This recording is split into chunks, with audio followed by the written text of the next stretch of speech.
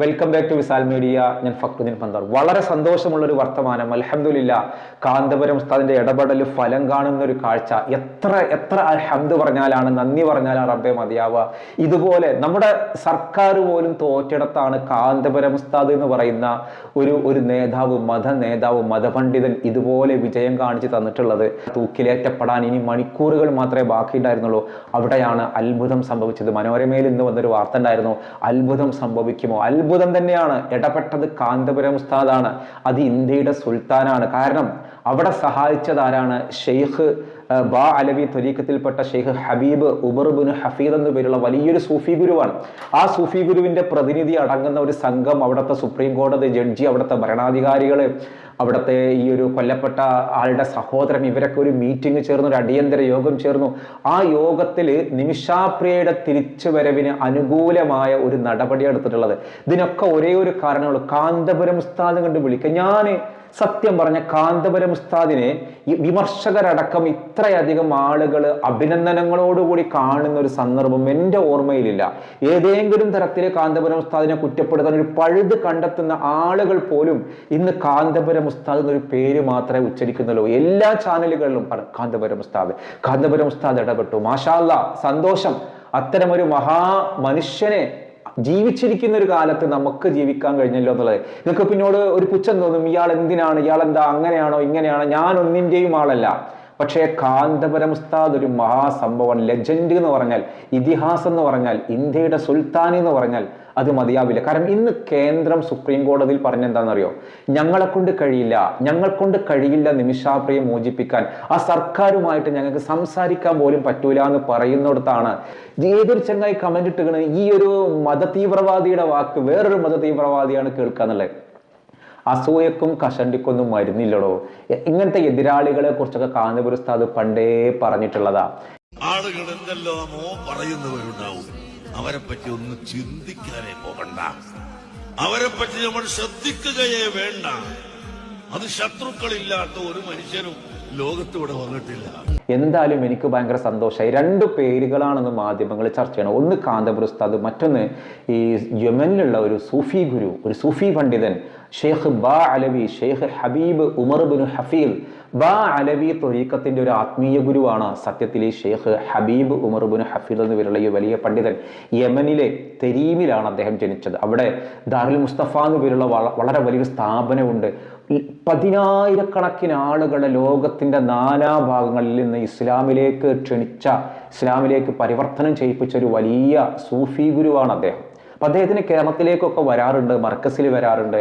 അദ്ദേഹത്തിന് ജീവിച്ചിരിക്കുമ്പോൾ നേരിൽ കണ്ട ആളുകൾ, നമ്മുടെ വീഡിയോ കാണുന്ന ആളുകളുണ്ടെങ്കിൽ ഒന്ന് താഴെ കമന്റ് ചെയ്യൂ. ഞാൻ മനസ്സിലാക്കുന്ന ഒരു കാര്യം, ഇന്ത്യയുടെ സുൽത്താൻ തന്നെയാണ് കാന്തപുരം ഉസ്താദ്. അതുകൊണ്ടാണ് ഒരു രാജ്യത്തിന്, നമ്മുടെ എല്ലാ ലോക രാജ്യങ്ങളിലും കറങ്ങണ നമ്മുടെ പ്രധാനമന്ത്രി പോലും കൈമലർത്തിലെ കേന്ദ്രം സുപ്രീം കോടതിയിൽ പറഞ്ഞതാണ് ഞങ്ങളെ കൊണ്ട് സാധിക്കില്ല. അവിടെയാണ് കാന്തപുരം ഉസ്താദ് എന്നുള്ള കോഴിക്കോട് ഒരു ഗ്രാമത്തിലുള്ള ഒരു മതപണ്ഡിതൻ ഇടപെട്ട് പറഞ്ഞത്. യമനിലെ മാധ്യമങ്ങളൊക്കെ ഞെട്ടിക്കുകയാണ്, ഇങ്ങനെ ഒരു മനുഷ്യൻ ഇവിടെ ഇടപെട്ടെന്നുള്ളത്.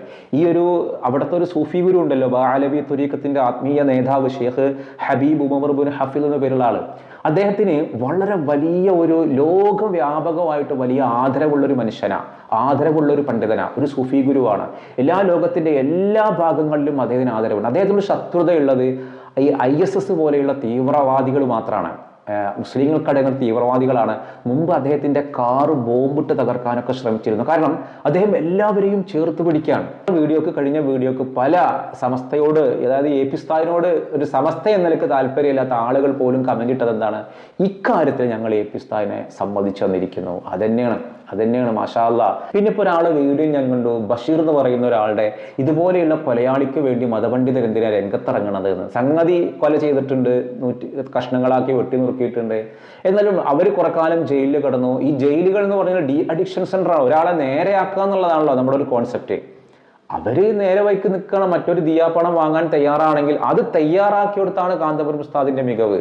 ആ മീറ്റിംഗ് വിളിപ്പിക്കുന്നു. ആ മീറ്റിംഗിൽ ഇതുപോലെയുള്ള പ്രമുഖർ പങ്കെടുക്കുന്നുണ്ട്. അവർ പറയുന്നു, അതൊന്നും പേടിക്കണ്ട, ഞങ്ങൾ അതിനൊക്കെ അനുകൂലമായ മറുപടിയാണ്. നിർണായകമായ യോഗമാണ് ഈ രാത്രി നടന്നത്. മാഷാ അല്ലാഹ്, അതൊരു സന്തോഷ വർത്തമാനാണ്. അപ്പോൾ ലോകത്തിന് ഇതുപോലെയൊരു ലോകത്തെ സ്വാധീനിച്ച മതപണ്ഡിതരുടെ കൂട്ടത്തിലൊരാളാണ് കാന്തപുരം ഉസ്താദ്. അതിൽ യാതൊരു സംശയമില്ല കേട്ടോ.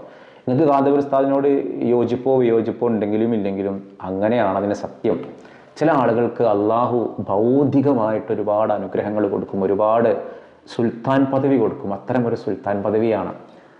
മാഷാ അല്ലാഹ്, അള്ളാഹു കാന്തപുരം ഉസ്താദിന് ദീർഘായുസ് കൊടുക്കട്ടെ. ആ ഒരു നിമിഷാപ്രിയയുടെ മോചനം കൊണ്ട് നാട്ടിലേക്ക് എത്തുമ്പോഴാണ് നമുക്കൊരു ആശ്വാസം ഉണ്ടാവുള്ളൂ. ഇനിയിപ്പോൾ റഹീമിൻ്റെ കാര്യത്തിലത്തെ പോലെ ഇതൊക്കെ ഉണ്ടായി ഒടുവിൽ ദിയാപ്പണം വാങ്ങാൻ തയ്യാറായി, പിന്നെ അവിടെ ഒരു കോടതി നടപടികളും അതിൻ്റെ ശിക്ഷാകാലവും, എന്നാലും മനസ്സമാധാനമാണ്, വധശിക്ഷയിൽ നിന്ന് റദ്ദായി കഴിയുമല്ലോ എന്നുള്ളത്. ഓരോന്നിനും ഓരോ സമയമുണ്ട് അല്ലേ? കാന്തപുരം ഉസ്താദിന് എന്തിനിപ്പോൾ നേരത്തെ ഇടപെടാന്ന് വെച്ചാൽ അതിനാ സമയത്ത് അങ്ങനെ തോന്നിയിട്ടില്ല, അങ്ങനെ ഒരു ചർച്ച വന്നിട്ടില്ല.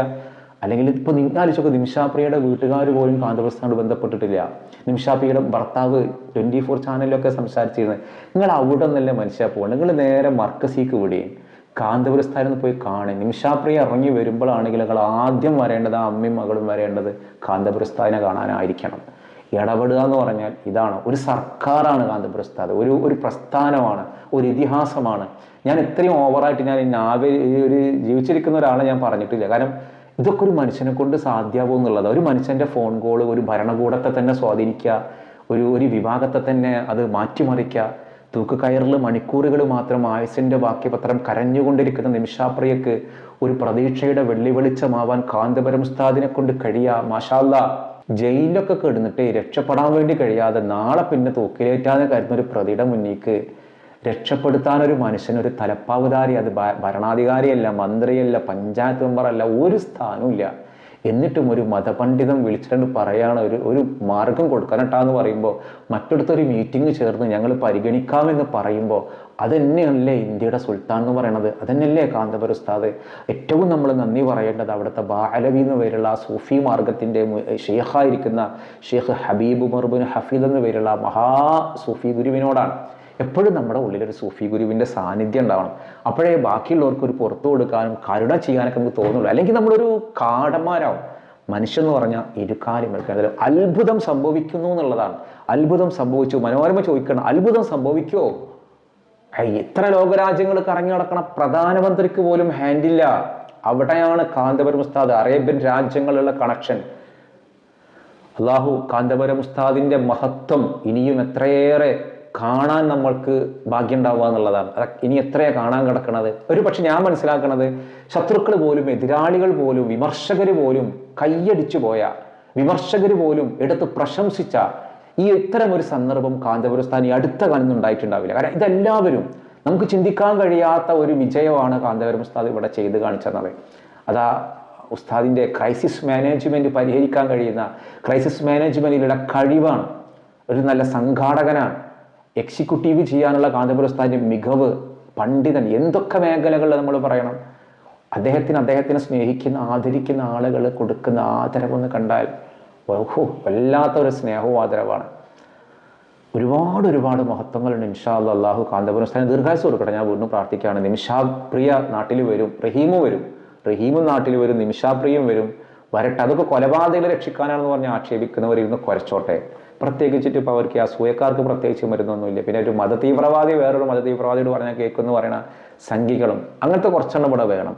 ശത്രുക്കളില്ലാത്ത ഒരു വിജയികളും ഒരു മഹാന്മാരും ഈ ലോകത്ത് ജനിച്ചിട്ടില്ല. അതൊരു സത്യം. എന്തായാലും ഖൈറ് സംഭവിക്കട്ടെ.